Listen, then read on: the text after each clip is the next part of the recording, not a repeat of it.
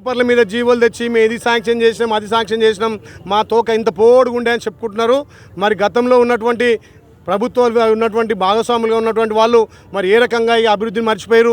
కనీసం మేము వచ్చి 60 రోజులనే గుట్ట మీద 3 మీటింగ్లు పెట్టి ప్రక్షాళన చేసి వచ్చే భక్తులకు ఇబ్బంది లేకుండా ఇక్కడ స్థానికంగా గుడి అభివృద్ధి కోసం సహకరించే వాళ్లకు అన్ని వసతులు కల్పించడానికి మేము ప్రయత్నం చేస్తే ఇవాళ ఒక్కొక్క అడుగు అభివృద్ధి వైపు పడుతుందని చెప్పి అక్కస్తోటి ప్రజలు తీర్పును కూడా గౌరవించకుండా 60 రోజులు గడవక ముందుకే ఇక్కడ మేము కాలేజీ శాంక్షన్ చేసినాం, మేము కాలేజీ కట్టిన కాలేజీని గౌరవ ముఖ్యమంత్రి తీసుకుపోయిందని చెప్పి ఒక దుష్ప్రచారం చేస్తున్నటువంటి నీతి మాలిన మీకు రాజకీయాలు చేసే నైతిక హక్కు లేదని చెప్తున్నా.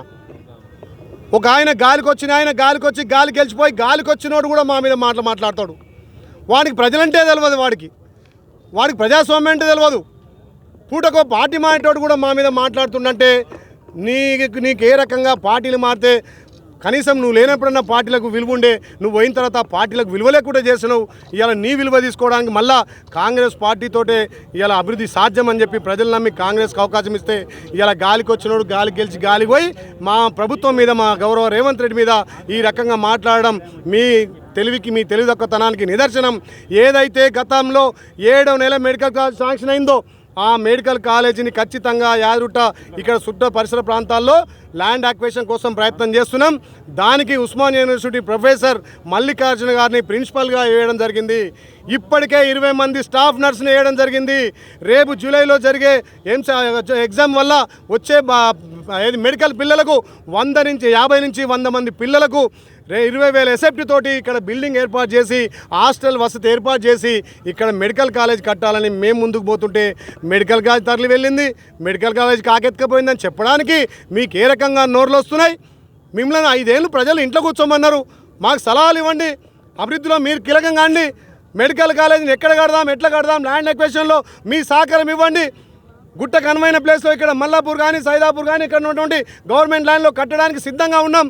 గౌరవ కలెక్టర్ గారు ఇప్పుడే చెప్పారు, ఈ ల్యాండ్ అక్విజిషన్ చేస్తున్నాం, మనకు ల్యాండ్ 20,000 ఎస్ఎఫ్టీ మనకు కావాల్సిన బిల్డింగ్లు ఇస్తున్నాడు, కాలేజీ స్టార్ట్ చేయబోతున్నాం, హాస్టల్ వసతి ఏర్పాటు చేయబోతున్నాం అని చెప్పి ప్రభుత్వం నుంచి క్లియర్ డైరెక్షన్స్ ఉంటే ప్రభుత్వాన్ని అబాసుపాలు చేసి చిల్లర మల్లర రాజకీయాలు మాట్లాడుతున్నారు, స్థాయికి మించినోడు మాట్లాడుతున్నారు. ఇలా ఈ రకంగా ప్రజలు నమ్మని మాటను నమ్మించడానికి ప్రయత్నం చేస్తున్నారు. తెలంగాణ సెంటిమెంట్ తోటి మీరు అధికారంలోకి వచ్చి తప్ప ఏ పేదోడికి మీరు అండగా ఉండి అధికారం రాలే, ఏ పేదోడికి మీరు చేయుతనియలే, ఎవరి కష్టంలో మీరు బాగా మంచుకోలే. ఇవాళ ఇంత పెద్ద యాదాద్రి అభివృద్ధి అయితే కనీసం కొండ మీద రివ్యూ చేయాల్సినటువంటి మీరు ఒక్క మీటింగ్ పెట్టలే. మీ స్వార్థ ప్రయోజనాల కోసం మీకు కమిషన్లు కావాలి, కేసీఆర్ ఆశీస్సులు కావాలి, ఎక్కడ అడితే కేసీఆర్ మీ టికెట్ కట్ చేస్తాడు అని చెప్పి మీ టికెట్ బాధలో మీరున్నారు. మీ టికెట్ కోసం మీరు ప్రయత్నం చేస్తే గెలుపు దిశగా గెలిచే నాయకుడిని, ఇక్కడ పనిచేసే సేవ చేసే సేవకుడిని ప్రజలు ఎన్నుకున్నాక కూడా మీ ఆలోచనలు ఎందుకు మారుతలేవు? మరి ఆ స్వామివారన్న మీ కళలోకి వచ్చి మీ ఆలోచనలు మార్చి ఈ 5 సంవత్సరాలు మాకు సహకరిస్తే తర్వాత దాని దేవుడికి కానీ ఇక్కడ నమ్ముకొని మిమ్మల్ని 2 సార్లు అవకాశం ఇచ్చినటువంటి ప్రజలకు మేలు చేయాలి. కానీ ఏదో కాలేజీ కాకెత్తుకపోయింది, కాలేజీ ఆగమైంది, చిల్లర మల్లరగా ధర్నాలు చేసి గత ప్రభుత్వంలో కనీసం ధర్నా చేయలేకపోతుంది, గత సంవత్సరంలో ప్రశ్నించే గొంతు లేకుండా చేస్తుంది. మేము ధర్నా చేయమంటున్నాం, ధర్నా చౌకులు ఇచ్చినాం, మీరు స్వేచ్ఛగా మీ హక్కులను మీకున్నటువంటి అభివృద్ధిలో మీరు అందరు గలమెత్తమంటున్నాం, మాకు సూచనలు సలహా అంటున్నాం. ఆ రకంగా ముందుకు పోతాం. కాబట్టి కాలేజీ విషయంలో మళ్ళొక్కసారి చిల్లర మల్లర రాజకీయాలు చేస్తే ప్రజలు మిమ్మల్ని గ్రామాలలో కూడా తినవని తస్మత్ జాగ్రత్త. గాలికి వచ్చినోడు గాలి మాటలు మాట్లాడుకునే గాలికి పోతారు. కాబట్టి ఇలాంటి గాలి మాటలు బంద్ చేసుకోవాలని చెప్పి మేము వాళ్ళు నాయకులు కూడా కాదు, మేము నాయకులు లెక్క కూడా పరిగణించం వాళ్ళను.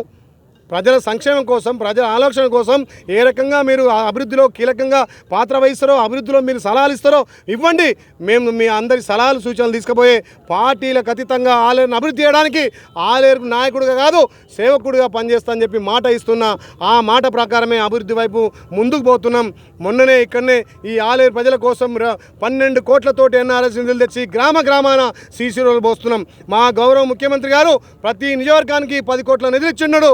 ఎస్టీ ఎస్సీలను బీసీ మైనార్టీలను అభివృద్ధి చేయడం కోసం 10 కోట్లతోటి ఇవాళ ఆలేరు ప్రాంతాన్ని అభివృద్ధి చేస్తున్నాం. ఇవాళనే కొరంపేక 15 కోట్లతోటి ఇవాళ చెక్ డ్యామ్ తెచ్చినాం. మీరు మర్చిపోయినటువంటి డ్యామ్లన్నీ, మీరు మర్చిపోయిన రోడ్లన్నీ మేము చేస్తున్నాం. కాబట్టి ప్రజలు మాకు అవకాశం ఇచ్చారు. ఆ అవకాశాన్ని మేము పనిచేసే విధంగా మీరు సలహాలు ఇవ్వండి. ఉచిత సలహాలతోటి మీరు అబాస్ కావద్దని చెప్పి మళ్ళొక్కసారి మిమ్మల్ని హెచ్చరిస్తున్నాం.